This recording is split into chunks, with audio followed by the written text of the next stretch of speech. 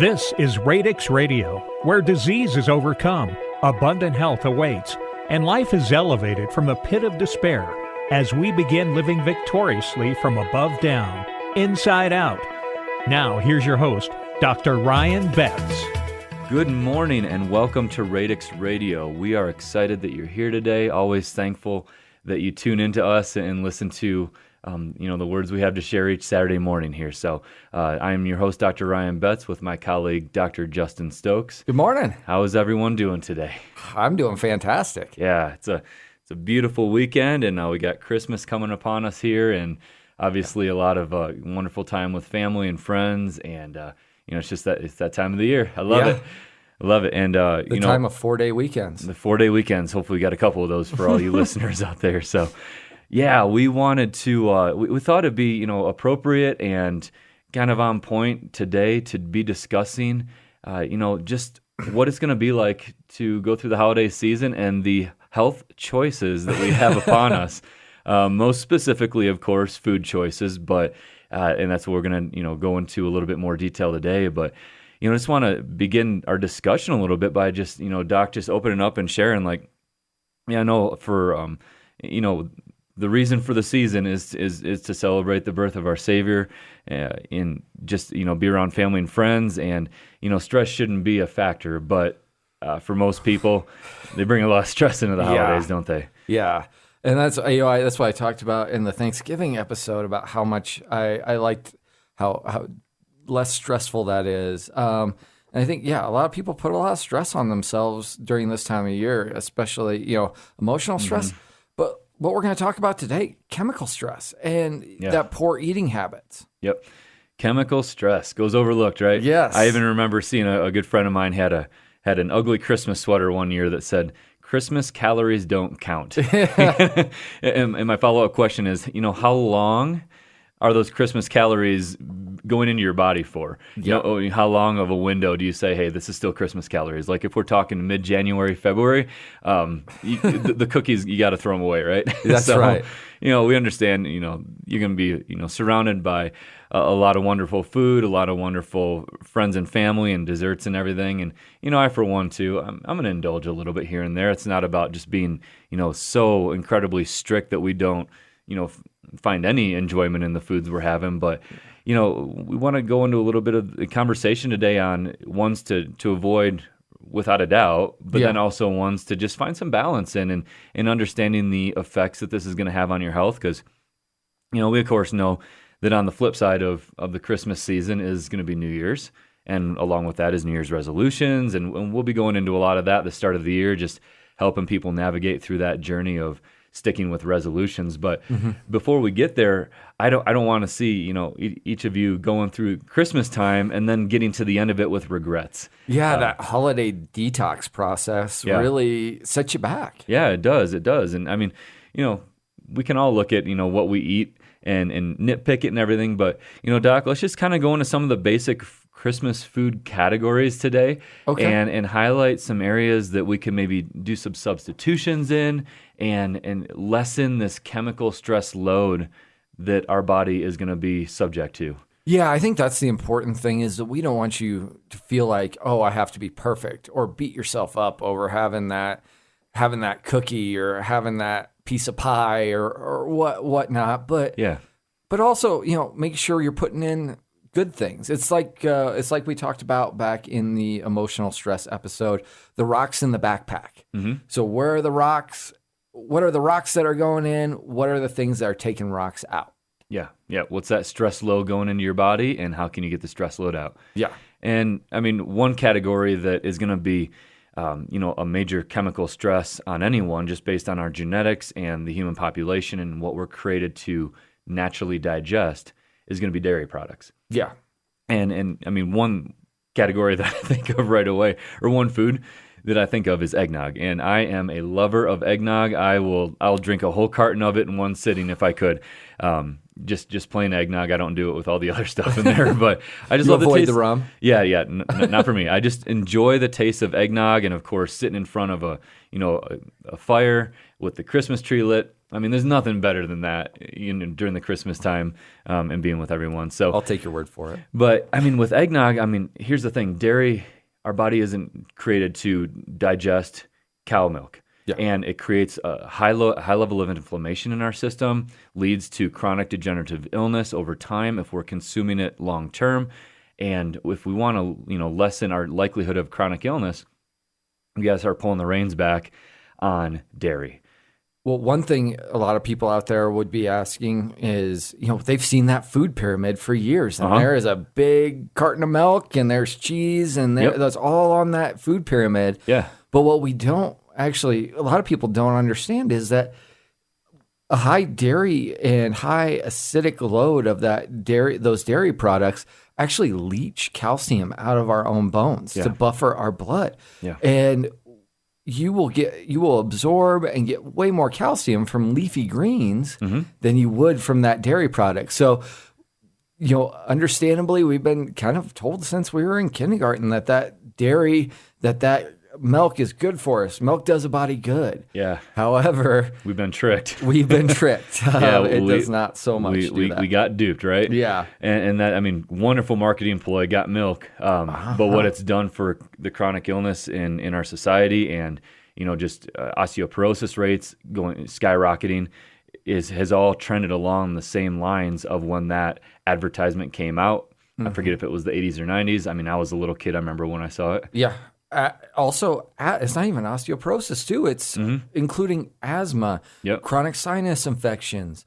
It's an inflammatory process in the body that the body then goes through. Yep, without a doubt. And so we all know, we can peruse through the aisles of our grocery store, and we see a lot of milk substitutes, some that are, in my opinion, a little disgusting, like the Lactates of the world and everything. Yeah. But, I was just at Sprouts the other day here in town, and I just, found on the shelf that there's a coconut milk eggnog, there's an almond milk eggnog, and there's multiple substitutes that we could have that I've tried them before and they taste incredible. Now here's the thing: I want to go back to what Scripture says, or just referencing the land of milk and honey, and obviously that's not directly related with food per se. But the thing is, when we're discussing even going back to those truths about cultures over the eons drinking milk, we got to look at the kind of milk they were drinking, or the kind of dairy, I should say, not just milk, but dairy in general, whether it's milk or cheeses or what have you. It was raw. Yeah. It was unpasteurized. It was straight from the source, right? If you can imagine that. But that's healthy. That's a healthier form. Again, you still want to limit your, the quantity of it, but that's in a healthier state, more natural state. That's not too terrible to have. So this holiday season, when you're thinking of, well, what cheeses can I have? Well, if you got a cheese platter from, just your local, grocery store that's, just wrapped in saran wrap and everything, it's probably not raw, unpasteurized cheese. You have to specifically look on the labels of the cheeses. And again, I'm always going to recommend going more to your Sprouts, Natural Grocers, Whole Foods. Even King Super has raw dairy now. They have that awesome cheese section in all the King Supers now where you can, that's kind of one of our guilty pleasures is we pick up one of the under $5 small irregular cuts and eat that. And it's fantastic. Yeah. But yeah, the key is you got to look on the label. Some of them will say raw, raw cheddar or something like that. But a lot of them, you got to look on the back, and you need to see the words unpasteurized. Yeah, I think also indicates raw. Yeah, another thing to look for is if you can't pronounce one of the ingredients on the back of that cheese, it's probably a bad sign. Yep, exactly. So that's one way to find a healthier cheese source or dairy source for cheese, as well as for milk substitutes. Yes, and it's not that bad if you put almond milk out there, people will drink it. So, all right. So, any other thoughts on dairy, Doc, before we move to the next one? No. It's like we were saying. It's really important to check and see where those are, where they're coming from. Yeah, exactly. And the other thing too, I know I'm going to be going home this this upcoming weekend and going to see my family back in Michigan for a little bit. And of course, another ingredient that's still in the dairy category that's highly used is sour cream. And I mean, with that, I'm just going to have to kind of avoid that one right away because not too many good substitutes out there for sour cream, or I'll just minimize the consumption of it. But, Not one on our table. Yeah, sour cream and thankfully. cream cheese. So those two are heavy ingredients. But all right, well, next category of, hey, let's look at the spread of the dinner table during Christmas time. What's likely to be there? Mm-hmm. Grains. Yeah. Yep. Another topic is, with grains is, again, the high inflammatory response. Our body's not genetically designed to break down the grain. And again, you can ferment grains. There's certain ways around it that are a little bit healthier for you, or soaking them or whatnot. But in general, I would say with grains, staying away from them and limiting them almost altogether is your best bet. So the breads, the pastas, all of that. What do you got on that one, Doc? Well, it's amazing where I've dealt with a friend of mine who was having a really inflammatory reaction to grains, and to see their body respond when they went away from those grains and how careful they are now about those grains. It increases energy to avoid those. We think about, there's always that term of carb bloating and things like that. Yeah, that's not really the case. We're going to get more energy from vegetables, from fruits, from really clean foods, and we're going to see that loginess, that bloating that can occur from those grains. And I think, that's why restaurants fill you up on bread, right? They wanted you to get that fullness feeling for a low bottom line for them, because your body actually is going to bloat. You're going to feel that bloating. Yeah, because grains are cheap, right? Mm-hmm. But the question is, do we want to put cheap stuff in our body, or was our body designed for better than that? Yeah, exactly. Yeah, much better. So again, that may be the easy way out, is just to find some grains and fill up really quick. But you got to think long term. What is this having negative effects on in my body? How's this changing my body's chemistry and pushing me more towards the direction of degenerative illness rather than optimal health and well-being? Well, I think it would be shocking to a lot of people, and what was shocking to me was when you look at how much refined sugar is added into these breads as well, and grains. And that's part of that's just compounding that inflammatory reaction in your gut. Yeah. And even talking about, processed, ingredients and whether it's grains or other box things, one just quick tip on when you're going grocery shopping is just, many of you probably heard this before, but just shop the perimeter of the stores. That's where you're going to find all your fruits and veggies and meats and healthier dairy options. And you're going to stay away from all the boxed processed foods that are just laden with chemicals and toxins that, may look appealing on the box and may even smell good in the kitchen, right? Yes. But it's deceiving because it's tricking your body to have something that's been created and mass produced. But in doing so, we're putting an unhealthy food in our body for actually something live and natural that our body will thrive on. Well, and I think that's some of the, a lot of people love pasta. I love pasta. My girlfriend is Italian, and she makes some fantastic pasta dishes. Yep. But what we found, chickpea pasta was fantastic. So there's there's another great alternative. Yep. Chickpea pasta, I highly recommend that. Yeah, so, and that you're going to find in the middle of the store. So, if you can go through those aisles and basically say, move past the ones that are horrible for you and gravitate more towards those good ones. Again, gluten-free pastas. Yeah, they don't, you cook them, they're a little stickier. They don't have all the same, it's not the same texture as what your regular, wheat pasta would be. But again, it's going down a healthier option for you. It's a good alternative as well. Yeah. So, excellent. Dessert. This is a tough one. This is where we talk about you don't have to be perfect. Yes. Balance in life, right? That's right. Because again, if we are looking at desserts, the options here, they're probably not going to be too many healthy options. Just go, be wise with it. I try to, again, if I'm looking at a dessert table, the first thing I'm looking at is, okay, what's what looks homemade and what looks processed in the store or mass produced. Absolutely. Of course, gravitate more to the homemade because the likelihood of there being better ingredients in that is higher. Mm-hmm. So, well, and that, dark chocolates, you're going to get a little bit more phytonutrients. Yeah. You're going to get some, some a little good with the bad with those things. So, look at the darker chocolates, the more, like we talked about, natural versus processed. mm-hmm, mm-hmm. I think I always think about during Halloween time, got a little guilty pleasure of peanut butter cups. But when you pull that off, there's that little glaze on the top of it. You know what I'm talking about? Like a little discoloration. Preservative. Yeah, the preservative. Yeah. You avoid those things that look. You can see that difference of what looks processed versus what looks homemade. Yeah, without a doubt. So if you got questions, thoughts, ideas, coming off of what we've been talking about so far, always feel free to reach out to us. We're at Radix Chiropractic. Number is 719-573-1007. And if you've got, ideas on, I know that coming down to the end of the year here, I haven't had the healthiest year. I want to start next year off right. Again, you can find us on Instagram or Facebook at Radix Chiropractic or at our website, radixchiro.com. And we would love to just sit down with you, discuss alternatives and a different way to approach the new year coming up, and find a way that we can help you get on a better course, essentially by, even if it's just sitting down and picking our brain for a little bit. So that offer is always on the table.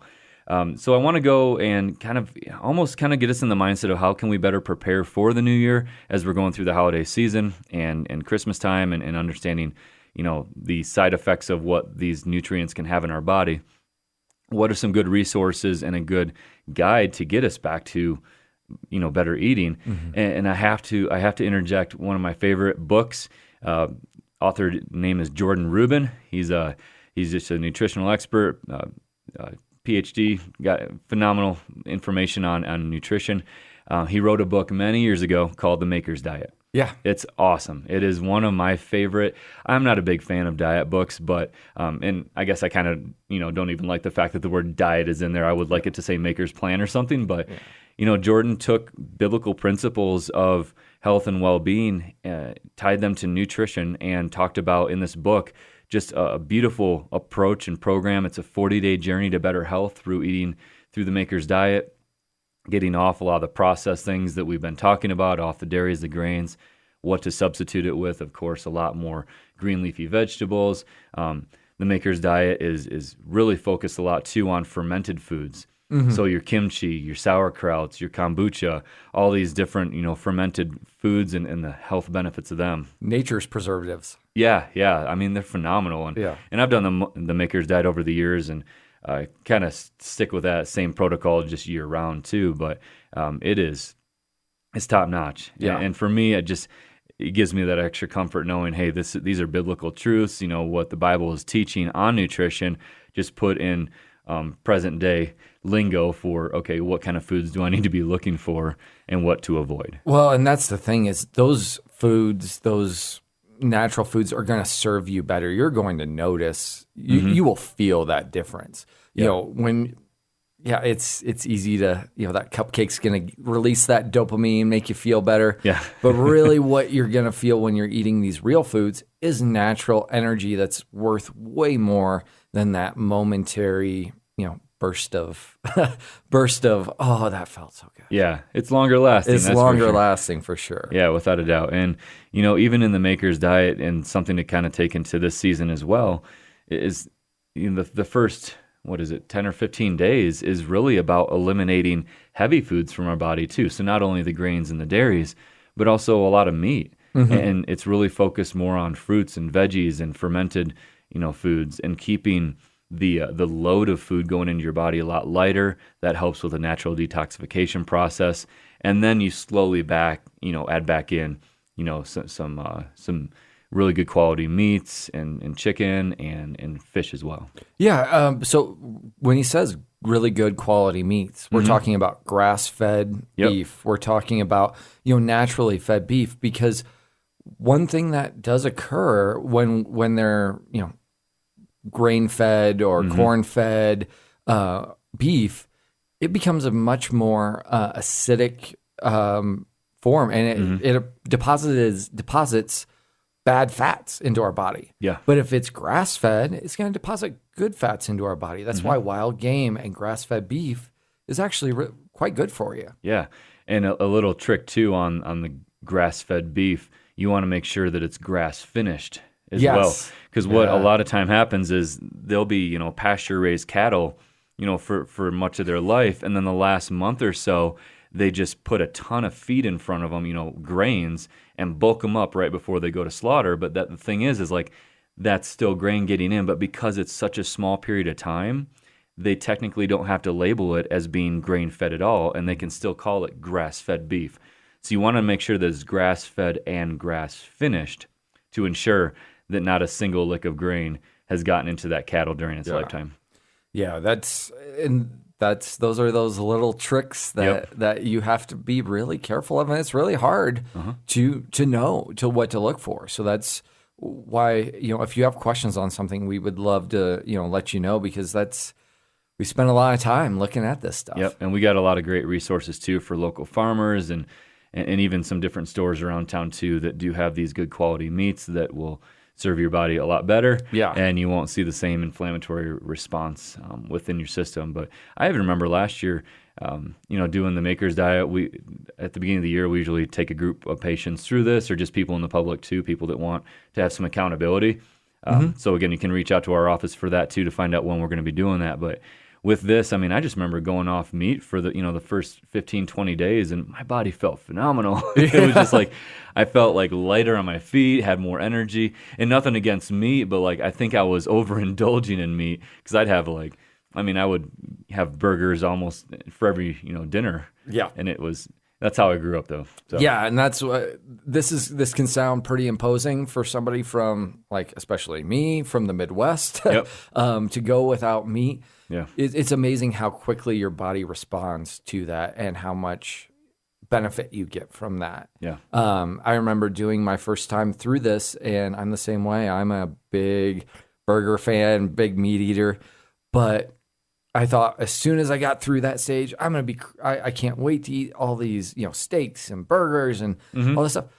But your body stops wanting that stuff. Yeah, it stops craving it. It's amazing how, wait, I really didn't need that. Yeah. The cravings kind of go away because you reset your body chemistry, and it essentially resets your mind too on what it's going to start craving and not craving. Yeah. And even I'm thinking of my wife right now too. We're 13 weeks, or actually 14 weeks along today, and she has had zero craving for meat. All she wants right now is fruits and vegetables. Yeah. And a little bit of, chocolate too, because that has to be in there. But absolutely. But it's kind of neat to see that, as her body is creating life and as she's supplying the nutrients for new life, within her, that the cravings are going, it's just neat to watch. They're going with our natural instincts of not to eat a ton of meat, here and there. We'll have a little fish or a little, little grass-fed beef or whatnot, but 95% of our meals right now do not include any meat. Well, I think that comes from just she is more in touch with what's going on with her body right now because she's growing a life. Yeah. She's living innately. And when you live innately, which means, as God's designed us to live and listening to the inner workings of our own body, we start acting in concordance of what our body actually needs. And that's where chiropractic comes in, and where this comes through is that we're getting yourself back in touch with your body. Yeah, without a doubt. And just being aware and conscious of what your body likes and doesn't like. I think a lot of times we shut that off and we begin thinking too much on, just the conscious level of, oh, I like that dessert. I like this. I can't live without this, that, or the other. But realizing your body has a powerful ability to adapt, and you can live without certain things. It may be a little bit of a, kind of a detoxing time emotionally and mentally too, going through it. But I've walked with people through that journey of getting off a lot of the negative things we talked about in this episode. And when they're on the other side of it and they've reset their body and they're starting to create new habits, it's just amazing to hear the responses of wow, I actually did that. My body feels amazing. I don't want to go back to that. Yeah. So, yeah, it was really tough for me to get to a point where I could actually have a meal that was basically vegetarian, fruits and vegetables focused for 3 days a week. But when I start realizing I'm in that pattern, man, I have so much more energy. I want to get out. I want to work out. I want to go hike. I want to live life. Yeah. So, and that's the thing, getting the most out of life, right? That's right. Just finding a way to maximize our potential and really tap into that God-given design that we have. So, I love this topic. It's amazing how fast time flies by. So I want to continue food for thought on our next episode next week. But until then, always feel free to reach out to us, Radix Chiropractic, Dr. Stokes and Dr. Betts, 719-573-1007, or find us online at radixchiro.com or on Facebook and Instagram. So as always, love having you listen and tune into us. Hopefully you took something away from today's episode and can start to see the light at the end of the tunnel here. That's right. All right. We all have a blessed weekend. Goodbye. You can find out more on today's show by visiting their website, radixchiro.com, or following Radix Chiropractic on Facebook or Instagram. Thanks for listening.